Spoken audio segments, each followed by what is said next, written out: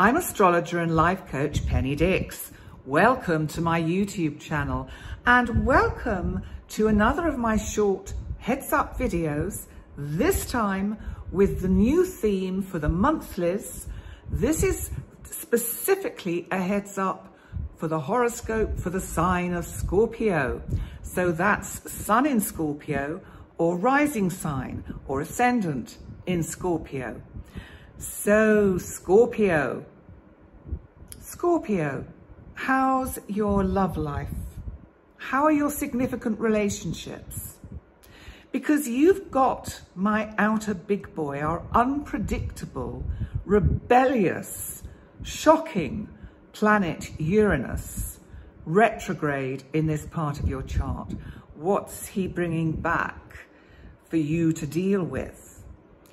And I also think this might find you desperately seeking different answers or different ways to address relationship issues, because perhaps the way you've been doing or dealing with something or a certain someone up to now is just not working.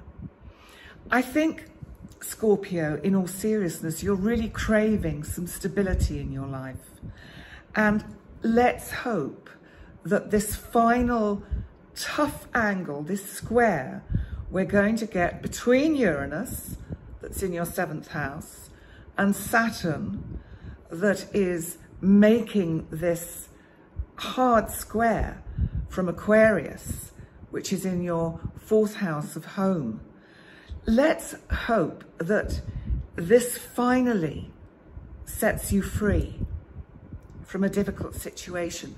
You see, when we get the final meeting of these two planets, and this goes for any kind of significant transit that happens over a period of many months, when we get the final meeting of these two planets, they bring a chance for a resolution. We have to do something for it.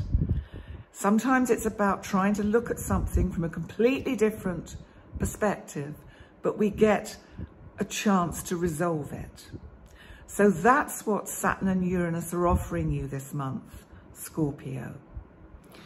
So that may well be helped, that relationship situation, by an unexpected solution that will bring an increase to your income. Now that's interesting, because it comes from a change of direction in your career. And this change can be super helpful to help bring in a bit of stability for you, Scorpio. Now, Mercury, our planet of communication, is going retrograde on the 10th of September in the sector of your chart that is connected with your hidden self, with your psyche, your soul. And what's interesting, it's a perfect time coinciding with the full moon also on the 10th in Pisces, which is encouraging you to relax and have a bit of fun after a pretty tricky time of late. And with this retrograde Mercury, I feel you'll start to see things far more clearly, and I think you're going to feel more balanced than you have done for a long time. Because if you think about it, it's actually in that part of your chart where our inner sides, our inner psyche gets all fraught and tense and worked up, and we get that anxiety and we feel trapped and we want to break out. So I think Mercury, because it's in Libra, is going to help you balance your emotions much more. And by the time we have the new moon in the same part of your chart, Libra, on the 25th, I think you'll be seeing yourself in a completely new light. In fact, I think it will feel as if you can start to breathe again, safe in the knowledge that one particular situation is now confined to the past. So, Scorpio, let's see what your tarot card is for the month ahead, because this will in some way give us another dimension, another aspect on what is happening for you. This is proving to be very interesting as I'm going through each sign, recording the astrology, and I'm finding that the card that leaps out often seems to link in perfectly with the astrology. So let's see what you get. Okay, it's that one. Right, Scorpio, interesting.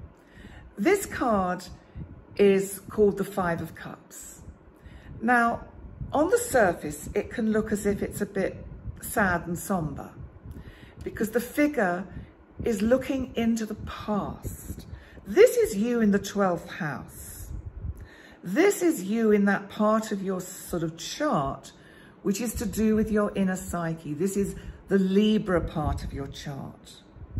And this is you feeling a bit lost and like, what was all that about? It's as if something has come to some kind of conclusion or resolution, and you really are feeling almost a little bit lost. Even if it's a drama you did not welcome in your life, the fact that it's gone leaves a hole. Now, what you have to look at are the two cups that remain standing, because this is what's gone. And believe me, you don't want what was in those cups. What you can work with is what is left in these two, and they will serve you well. And I think that actually fits in very well and brings a nice kind of conclusion to your reading, Scorpio. So I hope you found that interesting. Please like, comment and subscribe. Let me know in the comments if you like this new format that I'm using. That would be super cool.